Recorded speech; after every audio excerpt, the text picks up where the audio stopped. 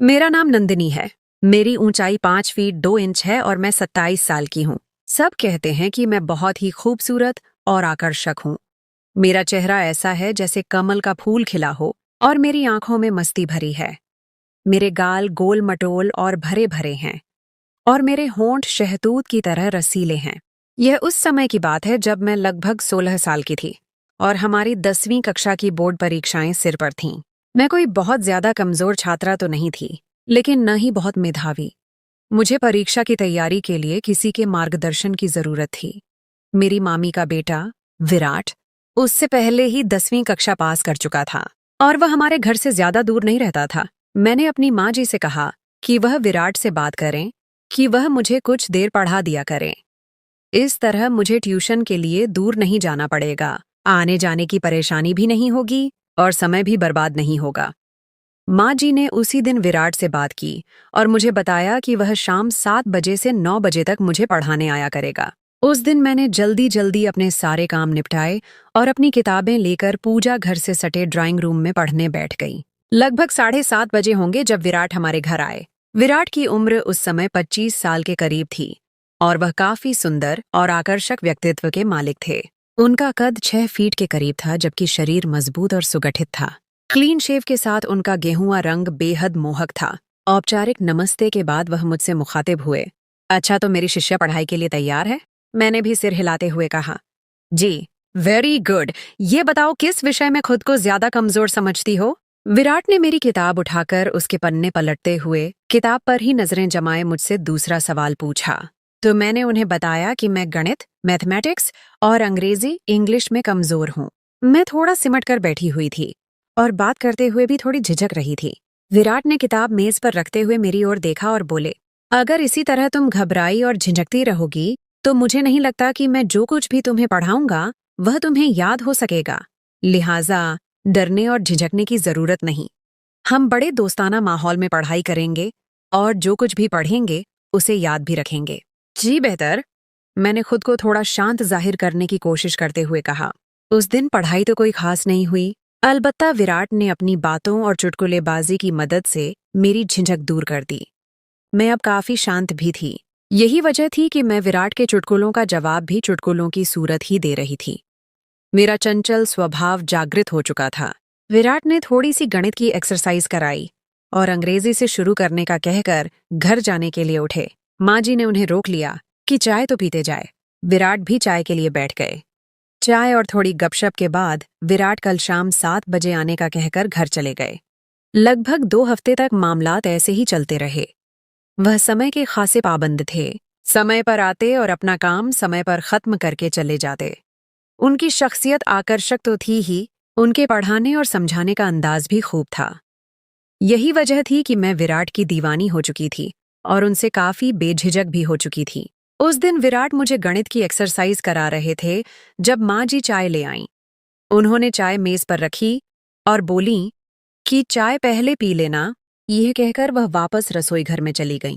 Exercise खत्म हुई तो मैंने चाय की प्याली उठाकर विराट को देना चाहा, तो पता नहीं क्या हुआ कि मेरा हाथ कांप गया और सारी की सारी चाय विराट के ऊपर गिर गई, जिससे उनकी पैंट और शर्ट भीग गई। मेरे तो होश उड़ गए। मैं दौड़ती हुई गई और तौलिया उठा लाई। मैं बार बार विराट को माफ कीजिए बोल रही थी और साथ ही साथ उनकी शर्ट को तौलिए से पोंछकर सुखाने की कोशिश कर रही थी। विराट मुस्कुराए और बोले, चाय से तो नहीं जला, लेकिन अब तुम जरूर जला डालोगी। मैं उनके इस वाक्य को बिल्कुल भी नहीं समझी और उसी तरह तौलिए से उनकी शर्ट को सुखाने में लगी रही। मैं शायद कुछ देर और इसी तरह तौलिए से उन्हें सुखाने में लगी रहती, पर विराट ने मुझे रोक दिया और मुझे दोनों कंधों से उठाकर खड़ा करते हुए बोले, बस करो नंदिनी। घर में मुझे सब इसी नाम से पुकारते थे। Everything is fine. तुम बेवजह परेशान हो रही हो। लेकिन मैं खुद में बहुत शर्मिंदा थी। इसीलिए जब मैंने उन्हें इस तरह से सहानुभूति दिखाते देखा तो मेरी आंखों से आंसू निकल आए। उन्होंने जब मुझे रोते देखा तो अपनी बाहों में भरकर मुझे सीने से लगा लिया और माथे पर चुंबन देते हुए बोले, अरे पगली, रोती क्यों हो? तुमने जानबूझकर चाय थोड़ी गिराई है? यह तो संयोग से हुआ। उनके ढांढस बंधाने पर मुझे हिम्मत हुई और मैंने आंसू पोंछते हुए कहा, जानती हूं कि हादसा हुआ, लेकिन हादसे भी तो किसी न किसी गलती का ही नतीजा होते हैं और इस हादसे की गलती की मैं ही जिम्मेदार हूं। विराट भी शायद माहौल को खुशनुमा बनाना चाहते थे, इसलिए बोले, नंदिनी, मैं तुम्हें इजाजत देता हूं कि तुम ऐसे हाथ से रोज किया करो। वह हंस रहे थे और उनकी यह गंभीर हंसी मेरी समझ से बाहर थी। मैं भी उन्हें हंसते देखकर मुस्कुरा दी। विराट ने कहा, चलो वापस वहीं से शुरू करते हैं जहां पर हादसा हुआ था।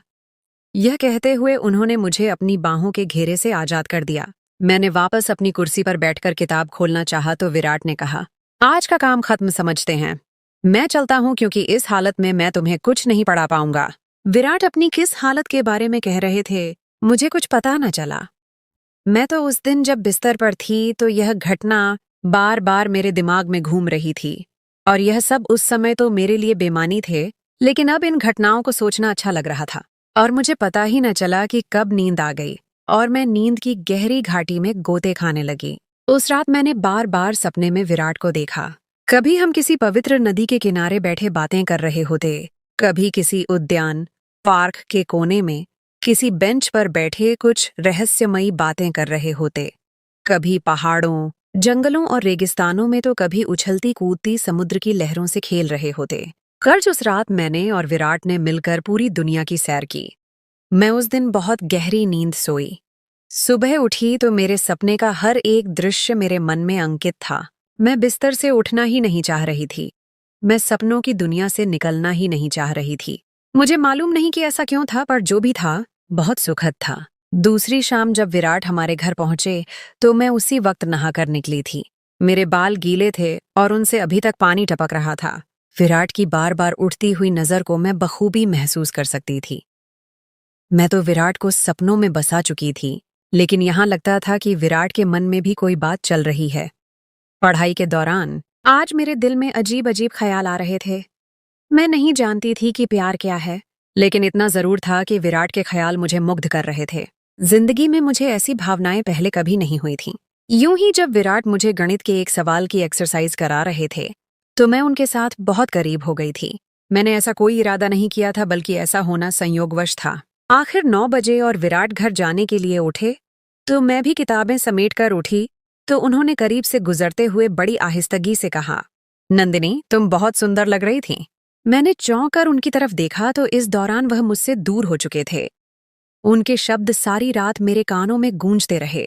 शायद महिलाओं के बारे में सच कहा जाता है कि वह बहुत आत्ममुग्ध होती हैं, इसीलिए उनकी तारीफ की जाए तो फूल ही नहीं समाती। अगले दिन भी विराट समय पर ही आ गए। अभी हमने पढ़ाई शुरू ही की थी कि बिजली चली गई। मैं उठी कि दीपक मोमबत्ती जलाकर ले आऊं तो विराट ने मेरा हाथ पकड़ लिया और बोले, हमने कौन सा मोतियों से माला पिरोनी है, ऐसे ही बैठ के बातें करते हैं, थोड़ी ही देर में बिजली तो आ ही जाएगी। तो मैं भी उधर ही बैठ गई और हम इधर उधर की बातें करने लगे। विराट ने मेरा हाथ ऐसे ही पकड़े रखा था, लेकिन मुझे अजीब लग रहा था। अगरचे विराट की मोहब्बत मुझ पर हावी हो चुकी थी और उनकी प्रभावशाली शख्सियत ने मुझ पर जादू सा कर दिया था, लेकिन मैं तुरंत यह उम्मीद नहीं कर रही थी। कमरे में चूंकि अंधेरा था और हम एक दूसरे के चेहरों के हाव भाव नहीं देख पा रहे थे। सच कहूं तो मुझे उनके हाथ अपने हाथ पर बहुत अच्छा लग रहा था, लेकिन कोई अंदरूनी डर था जो रोक रहा था। लेकिन अगर विराट की जगह कोई भी और होता तो मैं यकीन से कह सकती हूँ कि मैं उसका हाथ नोच लेती, लेकिन विराट के लिए तो मैं पहले से ही सब कुछ हारी हुई थी। फिर भी मैं यह सब कुछ नहीं चाह रही थी जो हो रहा था। मुझे अजीब लगने लगा था, इसीलिए मैंने उनके हाथ को छोड़ा और शौचालय टॉयलेट जाने के बहाने वहां से उठ गई। लेकिन मैं जैसे ही उठकर कदम बढ़ाने वाली थी, पता नहीं मुझे क्या हुआ, मैं डगमगा गई। उसी लम्हे विराट ने हाथ बढ़ाकर मुझे सहारा दिया तो मैं गिरने से बच गई। मैं बहुत घबरा गई थी। शायद मैं जल्दी से शौचालय की तरफ भागी। मुझे कोई जरूरत तो नहीं थी, अलबत्ता ठंडे पानी से मुंह पर छींटे मारे तो गर्मी का एहसास कुछ कम हुआ। मैं अभी शौचालय में ही थी कि बिजली आ गई। मैं वापस ड्राइंग रूम में आई तो विराट वहां मौजूद नहीं थे। मुझे परेशानी हुई कि ऐसा क्या कि बिना बताए ही चले गए। उसी वक्त माँ जी ड्राइंग रूम में आई तो उन्होंने बताया कि विराट कह रहा था कि उसके सर में दर्द हो रहा है और बिजली भी नहीं है, इसलिए वह घर जा रहा है। मैंने भी किताबें समेटी और अपने शयन कक्ष बेडरूम में चली आई। मेरी सोच का केंद्र बस विराट ही थे। उस रात भी मैं उन्हीं सोचों में डूबी सो गई। सुबह उठी तो विराट की ही याद में सारा दिन खोई रही। शाम होने से पहले ही मैं शाम का बेसब्री से इंतजार करने लगी। मैं चाहती थी कि विराट आज कैसे व्यवहार करते हैं। लेकिन समय होने के बावजूद वह नहीं आए। मैं इंतजार करती रही, लेकिन मेरा इंतजार बस इंतजार ही रहा। वह 8 बजे तक नहीं आए तो मैंने माँ जी से कहा कि खैर, वह विराट पता नहीं आज क्यों नहीं आए। माँ जी ने कहा, कोई और काम आ गया होगा इसलिए नहीं आ सका होगा। मैंने कहा, नहीं माँ जी, कल जब वह गए थे तो उनकी तबीयत ठीक नहीं थी। क्या पता वह अभी तक ठीक न हुए हों। अब मासी जी, मामी को फोन करके उनका पता तो करवाए। माँ जी को भी जैसे कुछ याद आया तो उन्होंने मासी जी को फोन लगाया। तब मासी जी ने बताया कि विराट तो कल से सख्त बुखार में तप रहा है। मुझे मालूम हुआ तो सख्त बेचैनी हुई। दिल चाहा कि अभी जाऊं और उसका बुखार खुद पर ले लूं, लेकिन मैं उस वक्त क्या कर सकती थी। सुबह मैं माँ जी को साथ लेकर उनका पता लेने मासी जी के घर गई तो देखा विराट वाकई बुखार की वजह से बिस्तर में पड़े थे। थोड़ी सी औपचारिक बातचीत के बाद मैं उधर ही बैठ गई। मासी जी और माँ जी भी साथ बैठी अपनी बातों में मसरूफ हो गईं। विराट ने एक बार हमारी तरफ देखा, फिर उन्होंने अपनी आंखें मूंद लीं। हम मासी जी और माँ जी की मौजूदगी में कोई बात नहीं कर सकते थे, इसीलिए हम खामोश बैठे थे, जबकि मासी जी और माँ जी बातें कर रहे थे। बातों बातों में मासी जी ने बताया कि उनकी सहेली की बेटी की विवाह शादी थी जहां उनका जाना बहुत जरूरी था, लेकिन वह नहीं जा सकती थीं। माँ जी पूछ रही थीं, क्यों नहीं जा सकती हो? तो मासी जी बोली, जिसके साथ जाना था वह तो बिस्तर पर पड़ा है और आपके भाई साहब, मामू जी भी ऑफिस से छुट्टी नहीं ले सकते कि उनके साथ चली जाती। माँ जी चूंकि मासी जी की सहेली को जानती थीं और उन्हें पता था कि वह किधर रहती हैं, इसलिए मासी जी से बोली, तुम्हारी सहेली कौन सा दूसरे शहर में रहती है? टैक्सी पकड़ो और 2-3 घंटे में वापस आ जाओगी। मैंने यह सुना तो मेरे दिमाग में एक विचार आया कि अगर माँ जी और मासी जी विवाह पर चली जाएं तो मुझे विराट से अकेले मिलने का मौका मिल जाएगा। यही सोचकर मैंने भी माँ जी की तायद में कहा, मासी जी, अगर आपकी सहेली इसी शहर में रहती है तो तब आप जरूर जाएं। विराट की फिक्र न करें, 2-3 घंटों तक हम उनकी देखभाल तैमूरदारी कर लेंगे। मासी जी और माँ जी दोनों को मैंने विवाह में जाने पर राजी कर लिया, अगरचे माँ जी जाना नहीं चाहती थीं। उन दोनों के जाने के बाद मैं और विराट अब घर में अकेले थे। कोई 15 मिनट तक हम में कोई बात न हुई। विराट वैसे ही आंखें मूंदे लेटे रहे। शायद वह मेरा इंतजार कर रहे थे कि मैं कोई बात शुरू करूंगी, लेकिन मैं असमंजस में रही कि बात शुरू कैसे करूं और कौन सी बात करूं। एकांत और खामोशी माहौल पर अजीब शांत थी। विराट ने मेरी तरफ करवट लेकर आंखें खोल दी और बोले, नंदिनी, तुमने मुझे जला डाला। उनकी आवाज मेरी कानों से टकराई। उनकी नजरें मेरे चेहरे पर गड़ी थीं। तुम शायद समझ रही होगी कि मैं बुखार से तप रहा हूं, लेकिन ऐसा नहीं है। ये आग जिसमें मैं जल रहा हूं, तुम्हारे ही प्यार ने लगाई है। देखो, जल रहा हूं ना मैं। यह कहते हुए उन्होंने मेरा हाथ अपने माथे पर लगा दिया। उनका माथा सच में अंगारे की तरह था। जी विराट, मेरे मुंह से बस इतना ही निकल पाया। विराट दीवानों की तरह मेरे हाथ को अपने चेहरे पर रख रहे थे, जैसे वह इस तरह सुकून पा रहे हों। सुकून तो मुझे भी हासिल हो रहा था, मोहब्बत तो मुझे भी हो गई थी। नए मोड़ और घटनाएं। अभी हम दोनों ही उस पल में खोए हुए थे जब दरवाजे पर हल्की सी दस्तक हुई। हमारा ध्यान भंग हुआ और हम एक दूसरे से दूर हट गए। विराट ने हल्की सी आवाज में पूछा, कौन है? नंदिनी, बेटा, मैं हूं। माँ जी ने कुछ दवाइयां भेजी हैं विराट के लिए। बाहर से आवाज आई। ये हमारी पड़ोसी सुमित्रा आंटी थीं, जो अक्सर हमारे घर आया करती थीं। जी आंटी, मैं अभी आती हूँ। मैंने जल्दी से दरवाजा खोला और दवाइयां ले लीं। सुमित्रा आंटी ने विराट की तरफ देखा और चिंतित होकर पूछा, अरे विराट बेटा, कैसा है बुखार अब? माँ जी ने बताया कि बहुत तेज है। विराट ने मुस्कुराते हुए कहा, जी आंटी, पहले से बेहतर है। सुमित्रा आंटी थोड़ी देर बैठी, कुछ घरेलू बातें की और फिर चली गईं। उनके जाने के बाद हम दोनों फिर से उस खामोशी में डूब गए, लेकिन अब वो पहले जैसी सहजता नहीं थी। उस अचानक दखल ने माहौल बदल दिया था। विराट ने धीरे से कहा, नंदिनी, मुझे लगता है अब मुझे आराम करना चाहिए। तुम भी जाकर पढ़ाई करो। मुझे थोड़ा अजीब लगा, लेकिन मैं समझ गई। मैंने अपनी किताबें उठाईं और वापस अपने कमरे में आ गई। उस दिन रात भर मैं सुमित्रा आंटी के आने और विराट के व्यवहार में आए बदलाव के बारे में सोचती रही। क्या उन्होंने कुछ भांप लिया था? क्या विराट को डर लग गया था? अगले दिन जब मैं मासी जी के घर गई तो देखा कि विराट अब भी बुखार में थे, लेकिन पहले से बेहतर लग रहे थे। मैंने हिम्मत करके पूछा, विराट, कल आप अचानक क्यों चले गए थे? विराट ने मेरी तरफ देखा और हल्की सी मुस्कान के साथ कहा, मेरा सर वाकई दर्द कर रहा था और फिर बिजली भी नहीं थी, तो मुझे लगा तुम्हें पढ़ाने में दिक्कत होगी। उनकी आंखों में एक अजीब सी चमक थी जो उनके शब्दों से मेल नहीं खा रही थी। मासी जी ने बीच में ही बात काटते हुए कहा, नंदिनी बेटा, मैं सोच रही थी कि जब तक विराट पूरी तरह ठीक नहीं हो जाता तुम उसकी मदद कर दो। उसे थोड़ी परेशानी हो रही है और डॉक्टर ने कहा है कि उसे कुछ दिन आराम की सख्त जरूरत है। मुझे यह सुनकर बहुत खुशी हुई।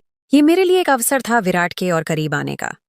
मैंने तुरंत कहा, जी मासी जी, बिल्कुल, मैं विराट की मदद कर दूंगी। अब हर रोज मैं दोपहर में मासी जी के घर जाती, विराट को दवाइयां देती, उनके लिए सब्जियों का सूप बनाती और उन्हें कहानियां सुनाती ताकि उनका मन लगा रहे। पढ़ाई का बहाना तो अब बस एक औपचारिकता बन चुका था। हमारी बातें ज्यादातर जिंदगी, सपनों और भविष्य के बारे में होती थीं। विराट ने मुझे अपने बचपन के किस्से सुनाए, अपने कॉलेज के दिनों के मजाकिया पल बताए और अपने इंजीनियर बनने के सपने साझा किए। मैंने भी उन्हें अपनी छोटी छोटी शरारतें और पढ़ाई के अलावा अपनी कलात्मक रुचियों के बारे में बताया। एक दिन जब मैं विराट के पास बैठी थी और उन्हें एक लोक कथा सुना रही थी, उन्होंने अचानक मेरा हाथ थाम लिया। इस बार उनकी पकड़ मजबूत थी और उनकी आंखों में वही चाहत थी जो मैंने उस दिन महसूस की थी जब चाय गिरी थी। उन्होंने कहा, नंदिनी, तुमने मेरी जिंदगी में एक नई रोशनी भर दी है। जब से तुम मेरी देखभाल कर रही हो, मुझे अपनी बीमारी भी अच्छी लगने लगी है। मैं शर्मा गई, लेकिन मैंने अपना हाथ वापस नहीं खींचा। उन्होंने कहा, नंदिनी, मैं तुमसे कुछ कहना चाहता हूं। मेरा दिल जोर से धड़कने लगा। मुझे लगा कि वह वही बात कहेंगे जो मैं सुनना चाहती थी। लेकिन तभी दरवाजे पर फिर से दस्तक हुई। इस बार माँ जी और मासी जी वापस आ चुकी थीं। हम दोनों तुरंत एक दूसरे से दूर हट गए। मेरा चेहरा लाल पड़ गया था और विराट भी थोड़े असहज लग रहे थे। माँ जी ने मासी जी से कहा, देखो मासी जी, हमारी नंदिनी कितनी सेवा करती है। विराट का रंग भी लौट आया है। मैं माँ जी की बात सुनकर और भी ज्यादा शर्मा गई। उस दिन विराट ने फिर से अपनी बात पूरी नहीं की, लेकिन उनकी आंखों में एक वादा था। अगले कुछ दिन विराट की तबीयत में सुधार आया और उन्होंने फिर से मुझे पढ़ाना शुरू कर दिया। लेकिन अब हमारे बीच एक अनकहा रिश्ता बन चुका था। हमारी नजरें ज्यादा मिलती थीं और हमारे स्पर्श में एक नई गर्माहट आ गई थी। जब भी माँ जी या मासी जी आसपास नहीं होती थीं, तो विराट मुझे छेड़ने लगते थे और मैं उनके चुटकुलों पर हंसती थी। एक शाम जब पढ़ाई खत्म हो गई थी और विराट जाने के लिए उठ रहे थे, तो मैंने हिम्मत करके कहा, विराट, आप मुझसे कुछ कहने वाले थे उस दिन। विराट मुस्कुराए और बोले, हाँ नंदिनी, मैं तुमसे कहना चाहता था कि तुम मेरी सबसे अच्छी शिष्या हो। उन्होंने ये बात इतनी धीमी आवाज में कही कि मुझे लगा जैसे उन्होंने मेरे गाल पर फुसफुसाया हो। मैं थोड़ा निराश हुई, लेकिन फिर उन्होंने मेरा हाथ थामा और मेरे कान में फुसफुसाए, और मैं तुम्हें अपनी जिंदगी की सबसे खास दोस्त बनाना चाहता हूँ। क्या तुम मेरा हाथ थामकर जीवन भर मेरे साथ चलोगी? मेरे दिल ने खुशी से उछलकर भांगड़ा किया। मैं बस मुस्कुरा दी और उनका हाथ थामे रखा। उस दिन के बाद हमारी पढ़ाई सिर्फ किताबों तक सीमित नहीं रही, बल्कि हमने जीवन की सबसे खूबसूरत पाठ पढ़ना शुरू कर दिया था, प्रेम का पाठ।